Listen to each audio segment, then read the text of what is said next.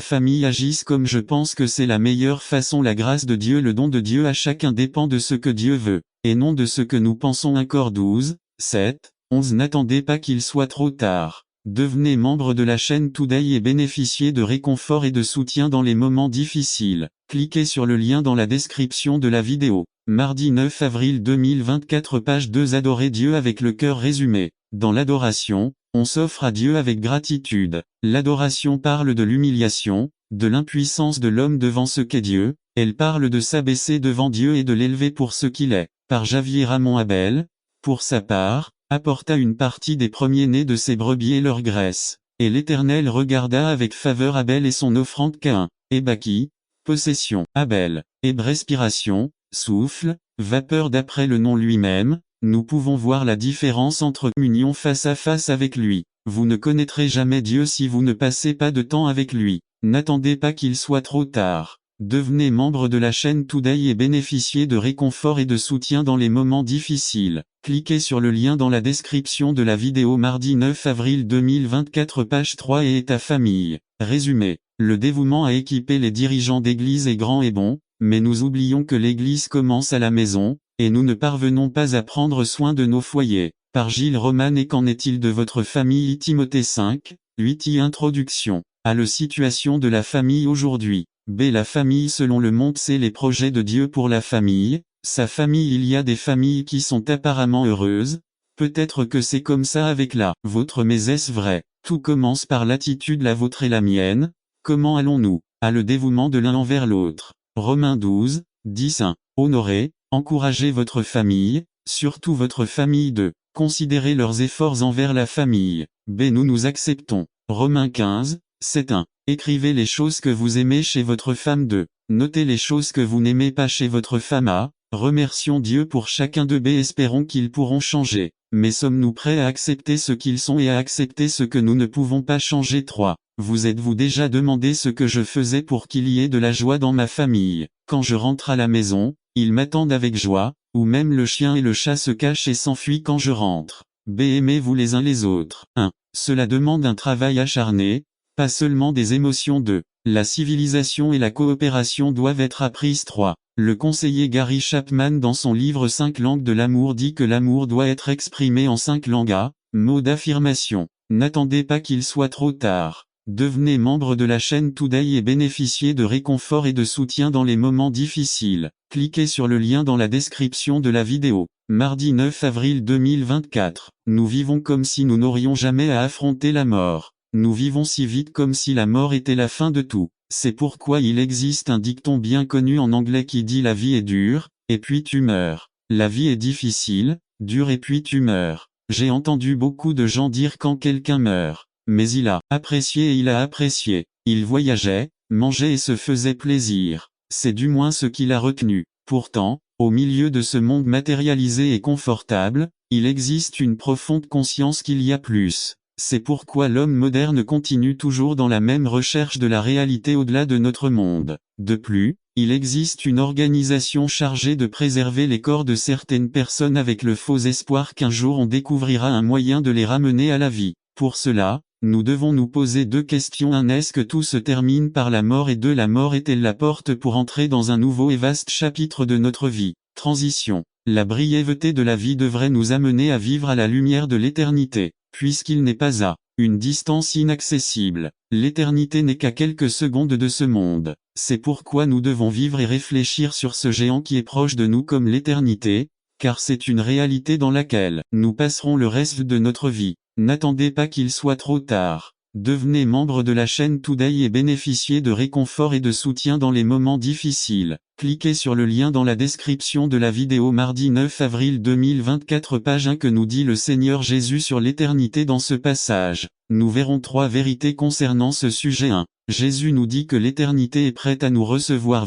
1. Ne laissez pas vos cœurs se troubler, vous croyez en Dieu, croyez aussi en moi. Nous savons tous que la mort est la phase de transition vers l'éternité. Et la mort est ce que la plupart des êtres humains craignent le plus. Est-ce que tu sais pourquoi? Car s'il est vrai que l'éternité est prête à nous recevoir, L'humanité n'est pas prête à y entrer parce qu'elle ne s'est pas préparée. La peur de la mort est si réelle que parfois même ceux qui prétendent croire au Christ pour la vie éternelle évitent le sujet. Mais paradoxalement, nous parlons d'éternité, nous savons ce que nous trouverons et nous sommes sûrs de la vie éternelle, mais nous abordons à peine le thème de la mort. Et que dire de ceux qui n'ont même pas la crainte de Dieu dans leur cœur? C'est pourquoi, lorsque l'inattendu arrive, les larmes et le désespoir prennent le dessus et ceux qui restent en vie font tout leur possible pour voir comment ils aident les morts dans l'au-delà. Mais c'est la grande vérité et le caractère inévitable de la vie terrestre tôt ou tard, nous devrons affronter l'éternité. Par conséquent, pour vivre la vie à la lumière de l'éternité, nous devons accepter que l'éternité est une réalité irréversible. Martin Luther a déclaré qu'il n'y avait que 2 jours à son ordre du jour aujourd'hui et ce jour-là. La vie terrestre, aussi longue ou courte soit-elle, dans la richesse ou la pauvreté, dans la santé ou la maladie, dans la jeunesse ou la vieillesse, est une brève période de temps pendant laquelle nous devons nous préparer à affronter Dieu face à face et à répondre personnellement pour notre vie actions accomplies dans la vie. Si l'éternité today est bénéficié de réconfort et de soutien dans les moments difficiles, cliquez sur le lien dans la description de la vidéo. Mardi 9 avril 2024 page 1 Alas, nombreux incroyants remplissent les églises aujourd'hui. Par vaine gloire, ils présentent une acceptation extérieure de Dieu. Ils disent qu'ils sont des disciples de Dieu, mais ils ne sont pas des disciples du Dieu tout-puissant de la Bible. Ils ont créé un nouveau Dieu, un petit Dieu qu'ils peuvent contrôler. Ils en viennent aux miracles de la Bible et disent qu'ils peuvent tous être expliqués par les sciences naturelles. Ils abordent la personne du Christ et disent qu'il était un homme bon et digne d'être imité, mais qu'il n'était en aucun cas Dieu. Pouvez-vous voir ce qu'ils font? Ils recréent ce que signifie la Bible et en changent le sens. Ils rétrécissent le grand Dieu de la Bible, ils suppriment la crainte de Jéhovah. On dit qu'il n'y a pas d'enfer et que tout le monde ira au paradis. Mes frères, vous pouvez dire ce que vous voulez de votre Dieu car vous l'avez créé et vous le contrôlez. Ils le font petit pour pouvoir l'insérer dans leur logique humaine. Ainsi, nous pouvons voir que cette acceptation de Dieu est en réalité un rejet du Dieu vrai et vivant et la création d'un petit Dieu qu'ils peuvent dominer. Bien que cette pratique soit typique des incroyants, je crois que les enfants de Dieu le font aussi dans une certaine mesure. Nous ne nous soumettons pas automatiquement à son autorité toute puissante. Nous résistons à la seigneurie de Dieu parce que nous voulons être le capitaine de notre vie. 3. La troisième réaction est d'accepter le Dieu de la Bible dans toute sa grandeur et de tomber devant lui avec admiration. C'est l'émotion et l'attitude de Paul lorsqu'il s'exclame « Ô accent circonflexe profondeur de Dieu ». Il dit qu'il y a une infinité en Dieu qu'il ne peut pas comprendre avec les limites de sa logique humaine,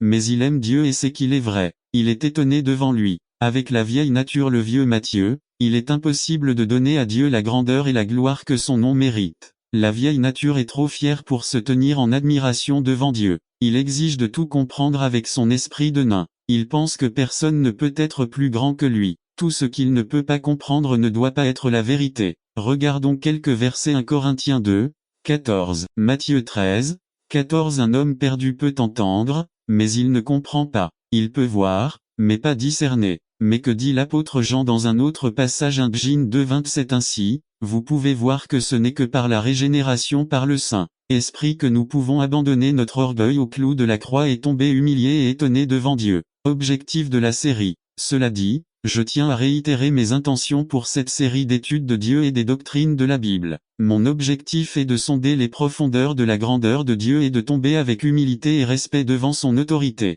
Mon objectif vient directement de la grande commission où le Christ a dit, Matthieu 28 19,20 N'attendez pas qu'il soit trop tard. Devenez membre de la chaîne Today et bénéficiez de réconfort et de soutien dans les moments difficiles. Cliquez sur le lien dans la description de la vidéo. Mardi 9 avril 2024. Page 2 Nous avons un commandement du ciel de vous enseigner toutes choses sur Christ. Autre exemple est le verre à vitre, qui est transparent à la lumière visible mais opaque à une large gamme de rayons ultraviolets, en particulier ceux de faible longueur d'onde. Le quartz est transparent à toute la gamme des rayons ultraviolets naturels. La lumière nécessite une certaine forme d'énergie. Une centrale électrique peut fournir du courant électrique car elle le génère à partir d'une certaine forme d'énergie thermique ou hydraulique. Cependant, les ampoules brillent, selon leur capacité à le faire. Illustration. On raconte l'histoire d'un homme qui a décidé d'utiliser un générateur électrique pour éclairer une pièce où il voulait organiser une fête. Il a branché une ampoule au générateur électrique et, à sa grande surprise, il n'a pas obtenu le degré d'éclairage souhaité. Il a commencé à se plaindre que ce générateur était inutile. Le problème ne venait pas du générateur mais du type d'ampoule qu'il avait utilisé, une ampoule de 25 watts. Que votre lumière brille devant les hommes, afin qu'ils voient vos bonnes œuvres et glorifient votre Père qui est aux cieux. Matthieu 5,16. C'est notre responsabilité et nous devons lui accorder l'importance de l'affaire. L'huile de la lampe posée sur le pied de lampe n'est pas forcément visible par les personnes présentes dans la pièce,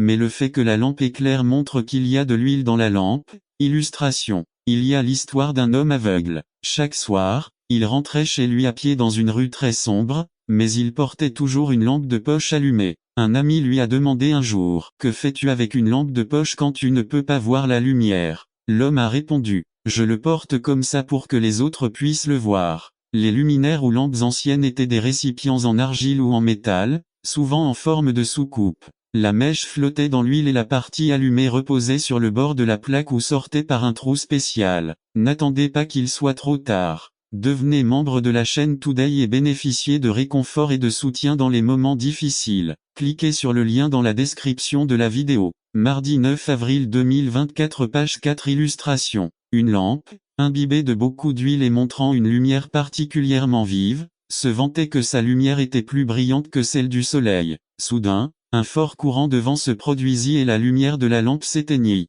Son propriétaire l'a rallumée et lui a dit: « Fini de vous vanter, désormais vous devez vous contenter d'éclairer en silence. Comprenez que même les étoiles n'ont pas besoin d'attirer l'attention. » Les chrétiens qui servent le Seigneur ne devraient jamais être fiers de leurs efforts ou des bonnes choses qu'ils font puisque la source de leur lumière vient du Dieu Tout-Puissant. Notre défi aujourd'hui est: lève-toi, brille car ta lumière est venue, et la gloire de l'Éternel s'est levée sur toi. Isaïe 61. N'attendez pas qu'il soit trop tard. Devenez membre de la chaîne Today et bénéficiez de réconfort et de soutien dans les moments difficiles. Cliquez sur le lien dans la description de la vidéo. Mardi 9 avril 2024, page 5. Quel est votre moment de vérité? Résumé. Moment de vérité. Ce sont des circonstances ou des événements par lesquels nos vies seront rappelées ou définies. Pour certaines personnes, c'est la façon dont ils ont géré une crise. De tromper, c'est quand l'homme est trompé et que le péché semble être une bonne chose, alors il tombe et commet le péché. V6. Comment le chrétien peut-il surmonter ce deuxième niveau de tentation ou résister au diable? Jacques 4, 7. Soumettez-vous donc à Dieu, résistez au diable, et il fuira loin de vous. Ou connaître la parole de Dieu. Matthieu 4, 4. Il est écrit: « L'homme ne vivra pas de pain seulement, mais de toute parole qui sort de la bouche de Dieu. » Le pécheur n'a pas la capacité de se libérer des tromperies de Satan, puisqu'il est emprisonné par le péché. Transition. Une fois le péché commis, le diable a fait son travail et disparaît de la scène, laissant l'homme dans la honte et avec la responsabilité de répondre à Dieu. Après la chute. Voir 7 à 3. À quand l'homme commet un péché, il réalise alors ce qu'il a fait et il se demande: qu'ai-je fait? Version 7b. L'homme est dans un état honteux de se tenir devant Dieu. Version 8c. L'homme n'ose pas s'approcher de Dieu. Vers 10. Après la chute. L'homme est séparé de Dieu de deux manières. Il y a du péché dans votre vie et vous ne pouvez pas être devant la présence de Dieu. Romains 3, 23. Car tous ont péché et sont privés de la gloire de Dieu. Dans son état honteux, il n'ose pas s'approcher de Dieu. Dieu est celui qui a la solution, à travers Jésus-Christ, pour éliminer le péché. La honte de la vie de l'homme, le chrétien ne doit pas tomber à ce niveau, pour pécher à nouveau. S'il tombe, la parole de Dieu dit dans 1 Jean 2:1: Mes petits enfants, je vous écris ces choses afin que vous ne péchiez pas. Et si quelqu'un a péché, nous avons un avocat auprès du Père, Jésus-Christ le juste. Transition. Je ne sais pas dans quel état vous êtes aujourd'hui. Conclusion A. Peut-être que vous êtes au premier niveau avec une faiblesse qui peut être utilisée par le diable pour vous attaquer. A. Dieu peut vous donner de la force. B. Peut-être que vous êtes au deuxième niveau et que vous luttez contre la tentation. N'attendez pas qu'il soit trop tard. Devenez membre de la chaîne Today et bénéficiez de réconfort et de soutien dans les moments difficiles. Cliquez sur le lien dans la description de la vidéo. Mardi 9 avril 2024, page 2. Dieu peut vous donner la victoire. C'est peut-être que vous êtes au troisième niveau et que vous avez péché et que vous êtes dans un état honteux devant Dieu. Dieu peut et veut vous pardonner. Venez à Christ aujourd'hui. N'attendez pas qu'il soit trop tard. Devenez membre de la chaîne Today et bénéficiez de réconfort et de soutien dans les moments difficiles. Cliquez sur le lien dans la description de la vidéo. Mardi 9 avril 2024, page 3. Qui gravira la montagne de Jéhovah? Résumé. Pour voir Dieu, l'homme doit être transformé de son état de péché à un état digne d'être devant la présence de Dieu. Par Juan Alvelot titre, qui gravira la montagne de Jéhovah.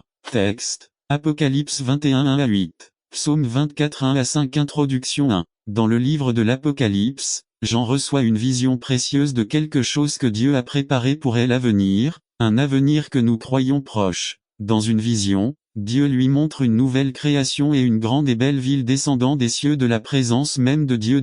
Depuis le début de l'histoire de l'humanité, l'homme rêve du paradis. Non, mais s'ils ne se repentent pas, ils perdront le ciel, car selon Jacques, celui-ci est aussi un transgresseur de la loi. C'est du lourd. C'est une matière lourde pour un esprit charnel. Il faut le cœur et l'esprit du Christ pour le digérer. Conclusion à adultère, meurtrier, transgresseur du sabbat et favoritisme, népotisme, racisme, etc. Jacques met tout cela sur le même plan transgresseur de la loi 1. Les auteurs du Nouveau Testament considéraient la discrimination ou le fait de favoriser une personne plutôt qu'une autre comme un péché grave. Galates 3 27-28 affirme que car tous ceux d'entre vous qui ont été baptisés en Christ ont revêtu Christ. Il n'y a plus ni juif ni grec, il n'y a plus ni esclave ni libre, il n'y a plus ni mâle ni femelle car vous êtes tout un en Jésus-Christ 3. Dans Colossiens 3:11, Saint Paul affirme que les barrières entre juifs et grecs, circoncis et incirconcis, analphabètes et instruits, esclaves et libre, ont été brisées. Voir Éphésiens 2:11-22 pour savoir comment ces barrières continuent de subsister pour ceux qui n'ont pas Christ. La destinée du transgresseur, dit Jacques, est un jugement sans miséricorde 2:13. Santiago pointe du doigt ceux qui agissent de la sorte 2:13, car un jugement sans miséricorde sera rendu à celui qui ne fait preuve d'aucune miséricorde, et la miséricorde se glorifie contre le jugement. C'est le côté négatif de la béatitude de Matthieu 5:7. Bienheureux les miséricordieux car ils obtiendront miséricorde. Ceux qui ne sont pas miséricordieux envers les plus défavorisés de la société ou de l'Église ne peuvent pas attendre la miséricorde de Dieu, même s'ils ont prêché au nom du Christ, suscité des églises pour sa gloire. Voir Matthieu 25:44, 46:3. Les enseignements de Jésus dans les évangiles mettent l'accent sur le caractère de Dieu qui offre gratuitement sa miséricorde à ceux qui la demandent, tandis qu'en même temps cette miséricorde se retire lorsque ceux qui la reçoivent n'agissent pas de la même manière envers leurs semblables. Voir Matthieu 18:23-35-4. Jacques dépeint Dieu comme un juge qui siège pour juger le transgresseur qui a fait preuve de favoritisme envers une certaine personne ou un certain groupe de personnes. Mais Dieu veut que la miséricorde triomphe du jugement. Jacques 2:13-5. Pour Santiago, la partialité manifestée en faveur d'un groupe au détriment de l'autre est un péché. Celui qui commet de tels péchés est considéré comme un transgresseur de la loi 2:9. L'argument de St. James est que dans l'Église du Christ, il ne peut y avoir aucune discrimination en matière de race, de nationalité, de classe sociale, de sexe, de couleur de peau, etc. Cet enseignement est aussi pertinent aujourd'hui, et peut-être même plus, qu'à l'époque de Jacques et de Paul. N'attendez pas qu'il soit trop tard. Devenez membre de la chaîne Today et bénéficiez de réconfort et de soutien dans les moments difficiles. Cliquez sur le lien dans la description de la vidéo. Mardi 9 avril 2024 page 3. Le problème persistant du favoritisme, des préjugés et du népotisme. Il s'agissait d'argent et d'or, de la vaine conversation reçue par la tradition de ses pères mais par le sang précieux du Christ. Pour un agneau sans imperfection et sans lieu. L'Apocalypse 5, 9-10. Et ils chantèrent un cantique nouveau, disant, tu es digne de prendre le livre et d'en ouvrir les sceaux car tu as été tué, et tu nous as rachetés pour Dieu par le sang de chaque famille et par la langue, et le peuple et la nation et il nous a fait rois de Dieu et prêtres et nous régnerons sur la terre. La prière du Père Céleste. Rencontrez-nous ici aujourd'hui. J'ai parlé à tous les cœurs, en commençant par le mien. Attirez les perdus vers Christ pour le salut, restaurer l'enfant déchu. Bénis cette parole à ta gloire. En Jésus-Christ notre Seigneur. Amen. Racheté comme j'aime le proclamer, racheté par le sang de l'agneau, racheté par sa miséricorde infinie, je suis son enfant et pour toujours. Racheté, racheté, racheté, par le sang de l'agneau, racheté, racheté, son enfant et je suis pour toujours. Ces paroles ont été écrites par A.S.S. Cosby, un saint aveugle de Dieu, qui a écrit plus de 20 000 hymnes et poèmes. Le mot racheté est utilisé environ 62 fois dans la Bible. La majeure partie est fondée dans l'Ancien Testament, 55 fois pour être exact. Le mot racheter n'est utilisé que 7 fois dans le Nouveau Testament, dont 3 que nous lisons dans nos versets de texte. Il existe 8 définitions du mot dans la langue hébraïque et 4 dans la langue grecque. Au total, 8 définitions de l'Ancien Testament hébreu, le mot est presque identique à l'exception d'une utilisation. Il en va de même pour le mot racheter du Nouveau Testament, car 4 définitions disent pratiquement la même chose. Le mot de l'Ancien Testament et le mot du Nouveau Testament signifient libérer, livrer, sauver, récupérer, racheter, sauver. C'est la première utilisation. La première utilisation du mot racheter se trouve dans Genèse 48:16. L'ange qui m'a racheté de tout mal bénit les garçons et a permis que mon nom soit invoqué en eux et au nom de mes enfants père Abraham et Isaac, et il les laissa croître en multitude au milieu du pays. Le nom de Jacob était désormais devenu Israël, un changement opéré par Dieu. Israël a donné sa bénédiction aux 2 fils de Joseph, Éphraïm et Manassé. La déclaration qu'Israël Jacob fit était à l'Éternel, une prière d'Israël à Dieu pour ses petits-enfants. L'ange dont Israël parlait d'ici n'était autre que le Christ préincarné, l'ange qui s'est battu avec Jacob dans le fort Jabot, au-dessus d'un ruisseau. C'est là que le nom de Jacob fut changé pour toujours. L'ange Jacob Israël racheta alors de tout mal. Cette annulation était le pardon de ses péchés passés. C'est exactement ce que fait l'annulation. Elle signifie que nous avons été rachetés. Alors que nous n'étions autrefois qu'une créature pécheresse, nous avons maintenant été rachetés par le sang du Christ. Exode 21:8. Si elle ne plaît pas à son maître, qui se l'est promise, il permettra qu'elle soit rachetée. Il n'aura aucun pouvoir pour la vendre à une nation étrangère, puisqu'il l'a trompée. Dans cette annulation du passage, le prophète Daniel 12:2 et beaucoup de ceux qui dorment dans la poussière de la terre se réveilleront, les uns pour la vie éternelle et les autres pour la honte et l'horreur éternelle. Paul Acte 22:14. J'ai en Dieu l'espérance, que même chérisse aussi, qu'il y aura une résurrection de Jésus juste et de l'injuste. JN 5:28-29. Ne vous en étonnez pas, car l'heure viendra où tous ceux qui sont dans les tombeaux entendront sa voix. 29 Et en sortiront, ceux qui ont fait le bien pour la résurrection de la vie, mais ceux qui ont fait le mal pour la résurrection de la damnation. JN 6:39-40. 39 Et telle est la volonté de celui qui m'a envoyé, que je ne perde rien de tout ce qu'il m'a donné, mais que je le ressuscite au dernier jour. 40 Telle est la volonté de mon Père, que quiconque regarde le Fils et croit en lui ait la vie éternelle, et que je le ressusciterai au dernier jour. Cela arrivera alors, lorsque Jésus reviendra une seconde fois pour le jugement final. Ce sera un jour de joie pour les croyants. Philippiens 3:20-21. Car notre citoyenneté est au ciel, d'où nous attendons aussi sincèrement le Sauveur, le Seigneur Jésus-Christ. 21 Il transformera notre corps d'humiliation pour qu'il ait la même forme que son corps de gloire, selon l'opération de sa puissance, pour se soumettre aussi toutes choses. Quelle sera la nature de notre corps ressuscité? La parole nous dit qu'elle sera glorifiée comme celle de Jésus. C'est le même corps que nous avons mais différent. Paul nous illustre cet enseignement 15:35-44. 35 Mais quelqu'un dira, comment ressuscite-t-il les morts? Avec quel genre de corps viennent-ils? 36 Imbécile, qu'est-ce que tu n'attends pas qu'il soit trop tard? Devenez membre de la chaîne Today et bénéficiez de réconfort et de soutien dans les moments difficiles. Cliquez sur le lien dans la description de la vidéo. Mardi 9 avril 2024. Page 2. Les semis ne prennent vie que s'ils meurent. 37 Et ce que vous semez,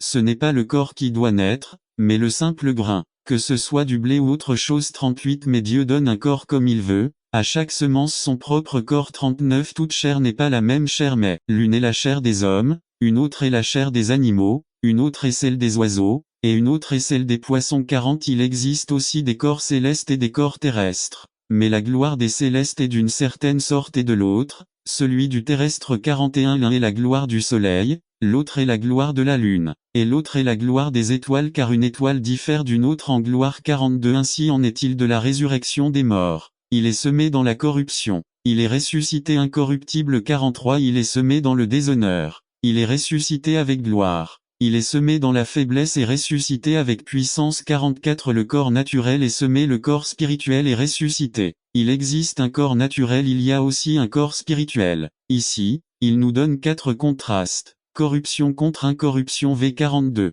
Qu'est-ce que ça signifie? Nos corps sont sujets à l'usure, à la maladie et finalement à la mort. Nos corps sont limités, mais à la résurrection nous aurons des corps incorruptibles. Il n'y aura plus de pleurs ni de douleurs, et de l'angoisse. Dans l'angoisse, l'espoir est né. Dieu avait préparé le moment et le lieu pour que son serviteur Jonas se repente. Le deuxième miracle s'est produit. J'ai envoyé un gros poisson pour l'avaler.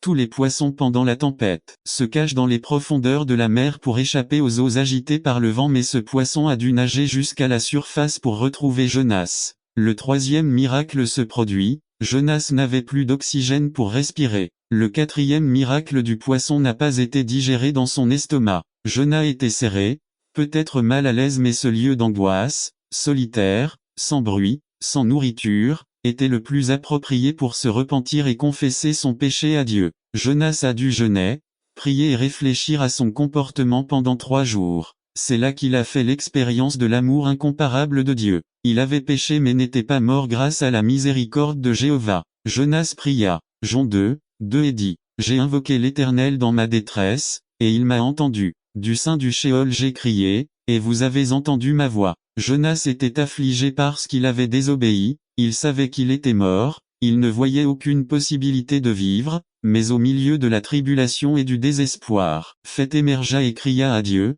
alors que son âme était presque évanouie, il exprima ces mots. Jon 2, 4 Alors je dis, « Je suis rejeté devant tes yeux, mais je verrai toujours votre saint temple. » Jon 2, 7 Quand mon âme défaillait au-dedans de moi, je me suis souvenu du Seigneur, et ma prière est venue vers toi dans ton saint temple. Jonas savait qu'à cause de son péché, il se sentait rejeté par Dieu, qu'il méritait la mort, mais alors des mots inexplicables surgissent dans son cœur pour le moment où il vivait. Je vous verrai même dans votre saint temple. Malgré tout, Jonas avait confiance qu'il continuerait à vivre. Dans sa désobéissance, il a vécu l'angoisse, dans l'angoisse est né l'espoir, et dans son espérance il a vécu par la foi de. La foi a pour fruit le salut, et le salut est la puissance de Dieu. Jon 2, 8 Ceux qui suivent des vanités illusoires abandonnent sa miséricorde. Jon 2, 9 Mais je vous offrirai des sacrifices avec une voix de louange. Je paierai ce que j'ai promis. Le salut vient de Jéhovah. Combien de fois Jonas a-t-il fait cette prière? Je ne sais pas,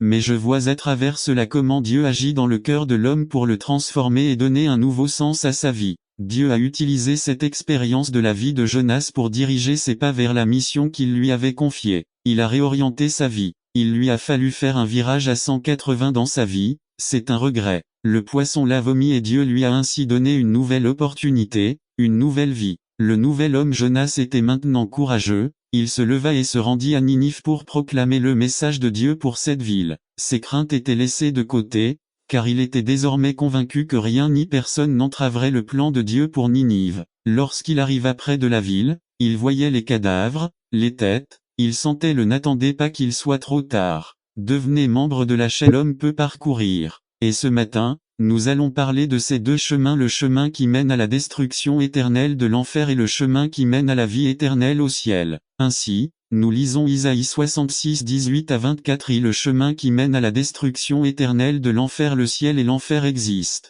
Malheureusement, je dois dire cela parce que notre société moderne n'est pas sûre que cela soit vrai, ou du moins, elle n'est pas sûre de l'existence de l'enfer. Notez que la semaine dernière, je surfais sur Internet et j'ai consulté des sondages pour voir ce que les Américains pensent du paradis et de l'enfer. Eh bien, je ne peux pas dire si les enquêtes sont fiables à 100%, mais les résultats sont intéressants. Il semble que 93% des Américains croient que le paradis existe, mais moins de 60% croient que l'enfer existe. Moins de 10% pensent qu'ils sont destinés à l'enfer et seulement 27% croient que le diable existe. Comme le dit le proverbe, la plus grande réussite du diable est de convaincre le monde qu'il n'existe pas. De plus, 45% de la population américaine pense que ce que l'on croit n'a pas d'importance tant que l'on croit en quelque chose et 44% pensent que les bons athées pourront aller au paradis. Et rien de tout cela ne devrait nous surprendre étant donné que seulement 41% de la population, soit moins de la moitié,